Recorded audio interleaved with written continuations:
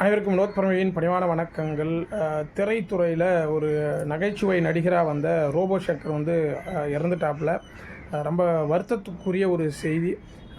நேற்று இரவு தான் நான் அதை கேள்விப்பட்டேன். அதாவது 8:15க்கு இறந்துட்டார் அப்படின்ற ஒரு செய்தி சொல்லியிருந்தாங்க.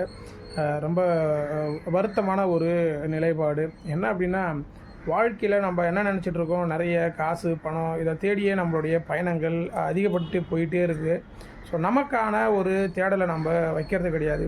எவ்வளோவுக்கு எவ்வளோ நம்ம காசு பணத்தை தேடி நம்ம பயணம் பண்ணுறோமோ அவ்வளோவுக்கு அவ்வளோ நம்மளுடைய உடல் மீது நம்ம கொஞ்சமாவது கவனத்தை செலுத்தணும். வாழ்க்கை வலுவற்றது தான். ஒரு குறிப்பிட்ட காலம் வரைக்கும் தான் நம்ம வாழ போகிறோம். அது என்ன வயது வரைக்கும் நம்ம வாழ போகிறோன்றது நமக்கு தெரியாது.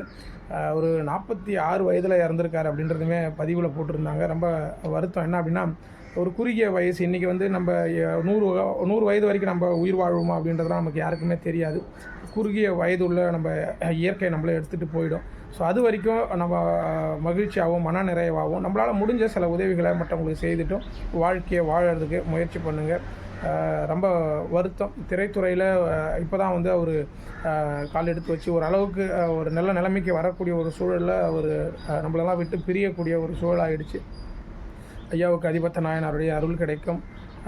அவருடைய ஆன்மா சாந்தி அடைய நான் வேண்டிக்கிறேன். ஸோ நீங்களும் எல்லாருமே அவருக்காக வேண்டிக்கங்க. அவங்களுடைய குடும்பத்தாருக்கும் சேர்த்து வேண்டிக்கங்க. அவங்க இன்னும் நல்லா இருக்கணும் அப்படின்ட்டு.